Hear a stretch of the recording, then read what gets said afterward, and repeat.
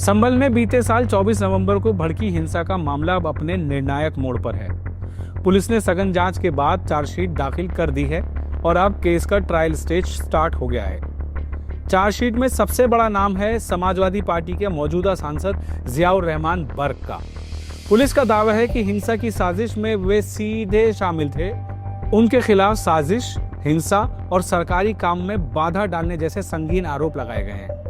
लेकिन यहीं से कहानी और पेचीदा हो जाती है।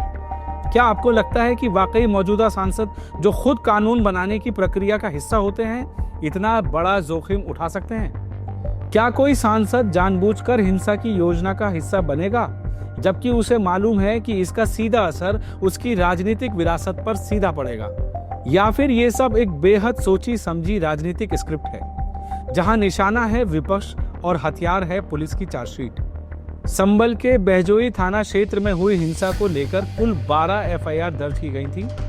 7 एफआईआर पुलिस की तरफ से और 5 एफआईआर आम नागरिकों की शिकायत पर दर्ज की गई। पुलिस के मुताबिक सबसे अहम केस संख्या है 335/24, जिसमें सांसद जियाउर रहमान बर्क को मुख्य आरोपी बनाया गया।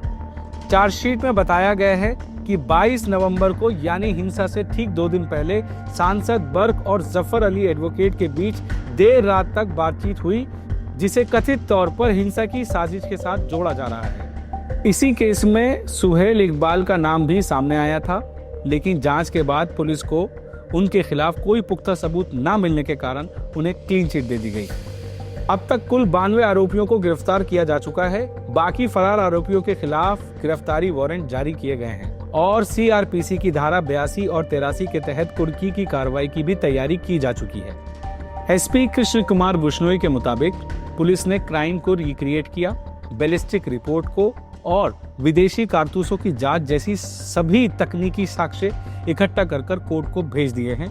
इन सबूतों को ट्रायल के दौरान प्रमुख आधार बनाया जाएगा। कल जियाउर रहमान बर्क, जो कि यहाँ के सांसद हैं, उनको चार्जशीट किया गया है और उनके साथ में एक अन्य नामजद अभियुक्त सुहेल इकबाल, उनकी वहाँ पे घटनास्थल पर मौजूदगी, घटनास्थल के पास में मौजूदगी पाई गई, लेकिन उनसे कई घंटों की पूछताछ करने और अन्य साक्ष्यों के संकलन के बाद में किसी प्रकार के साक्ष्य उनके खिलाफ नहीं पाए गए, इसलिए उनकी नामजदगी गलत पाई गई। पुलिस का दावा है कि वो इस केस की प्रभावी पैरवी करेंगे ताकि जल्द से जल्द दोषियों को सजा दिलाई जा सके। लेकिन सवाल अब भी वही बना हुआ है, क्या पुलिस का केस सबूतों पर टिका हुआ है या किसी खास राजनीतिक इरादे पर? क्या सपा सांसद जियाउर रहमान बर्क को न्यायिक प्रक्रिया का सामना करना चाहिए या फिर उन्हें एक राजनीतिक साजिश का शिकार माना जाए? और सबसे जरूरी सवाल, क्या आप मानते हैं कि एक मौजूदा सांसद इतने बड़े जोखिम की साजिश कर सकता है, या फिर ये सब कुछ एक बड़े सियासी एजेंडा का हिस्सा है, जहां अदालत से पहले ही पब्लिक नैरेटिव में लिख दिया गया है? संभल हिंसा मामला अब अदालत की चौखट पर है। पुलिस अपना दावा ठोक रही है, विपक्ष इसे साजिश बता रहा है और जनता सच्चाई जानना चाहती है। संभल हिंसा मामले पर हमारी पैनी नजर है और ऐसी खबरों को देखने के लिए हमारे चैनल को सब्सक्राइब कीजिए, इस वीडियो को लाइक कीजिए। मेरे साथ इस खबर को भेजने वाले हैं संभल से अरुण कुमार और मोहम्मद इकबाल कैमरे पर हैं। मैं हूं वकार अहमद, इंडिया फर्स्ट रिपोर्ट्स।